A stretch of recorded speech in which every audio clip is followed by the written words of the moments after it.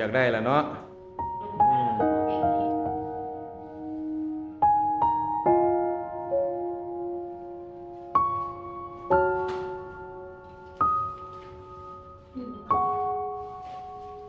อืมเข้าห้องนี่แหละมาแต่งได้เจ้ามาแต่เสียงขวางเมืองค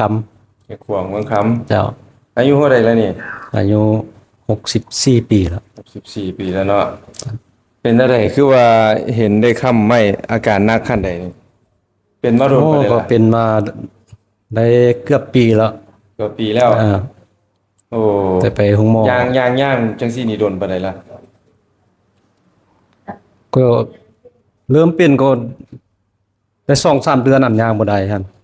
นอกจากนั้นก็ได้เอาอันไม้เท้าย่างบ่ได้แบบนี้นี่โดนปานใดละรวมนี่7เดือนแล้วบ่โอ้แล้ว7-8เดือนนี่ล่ะ7-8เดือนเนาะเจ้า ตอนนี้อาการเป็นจังไดปวดบ่อนใดแน่ ปวดหลังนี่ลงมาแอวแล้วก็ลงมาลาวลงขานะฮะตีนมันอืมมึนมึนโอ้ย่างนี่ยากเลยเนาะเจ้าเพิ่นบอกให้พาแล้วบ่นี่ บ่ยัง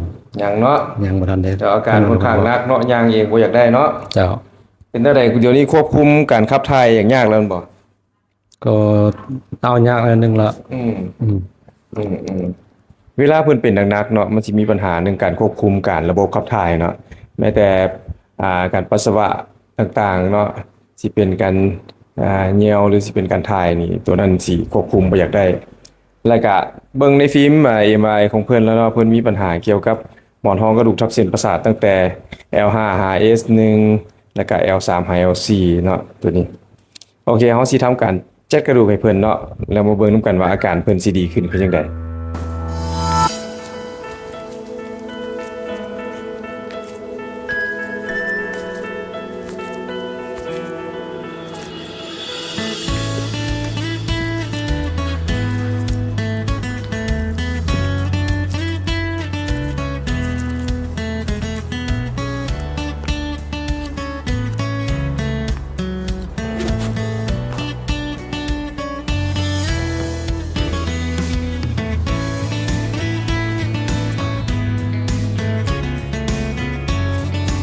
เก่งเด้อคือตัวนอนเด้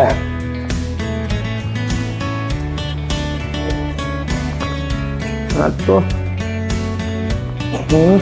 โอเค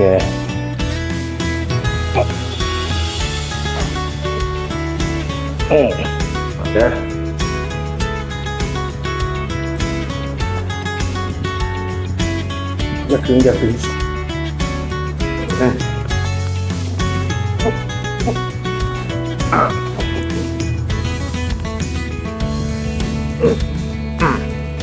ตัวขึ้น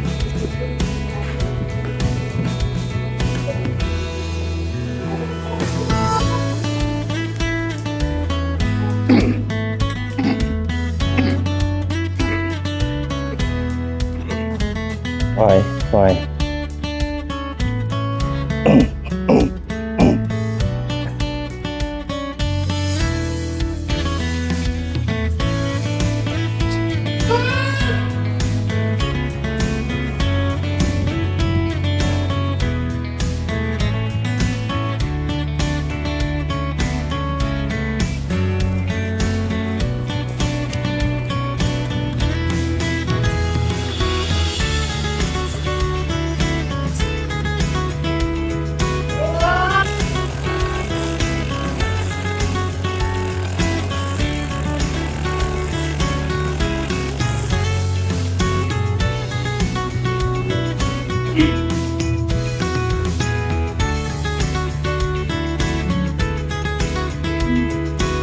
เป็นไดตู้หลังจากจัดกระดูกไปละ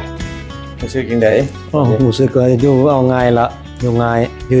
ยืนก็สบาย